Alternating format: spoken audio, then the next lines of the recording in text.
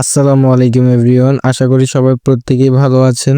আমিও আপনাদের দোয়ায় আল্লাহর অশেষ রহমতে ভালো আছি। তো গাইস, আম্মু আমাদের দুপুরের খাবারের জন্য সিম দিয়ে, আলু দিয়ে, চিংড়ি মাছ দিয়ে রান্না করবে। তো অনেকগুলো মশলার প্রয়োজন হয়। তো মশলাগুলো হলো হলুদ গুঁড়া, মরিচ গুঁড়া, জিরের গুঁড়া, টমেটো কুচি, পেঁয়াজ কুচি, ছোট ছোট চিংড়ি মাছ, এরপর রসুন বাটা, এরপরে আলু ছোট ছোট কুচি কুচি করে আলু আম্মু কেটে নিয়েছিল।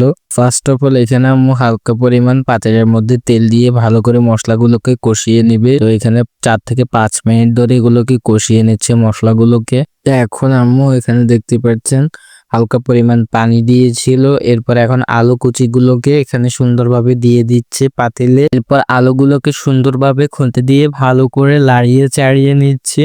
এরপর আম্মু এখন সিমগুলোকে সুন্দর করে এখানে পাতিলে দিয়ে দিচ্ছে, দেখতে পাচ্ছেন। তো এগুলোকে দিয়ে দিচ্ছে আস্তে আস্তে। এরপরে এখন সিমগুলোকে হালকা আম্মু খুন্তি দিয়ে একটু লাড়িয়ে চাড়িয়ে নেবে। এরপরে 15 থেকে 20 মিনিট যাবত ধরে এগুলোকে কষাবে। তো আপনারা দেখতে থাকুন, ভিডিওটা কন্টিনিউ করুন। তো এখন খুন্তি দিয়ে হালকা নাড়িয়ে চাড়িয়ে নেওয়ার পরে এখন আম্মু 15 থেকে 20 মিনিট ধরে এগুলোকে কষাবে। তো দেখতেই পাচ্ছেন প্রায় এগুলো কষানো হয়ে এসেছে।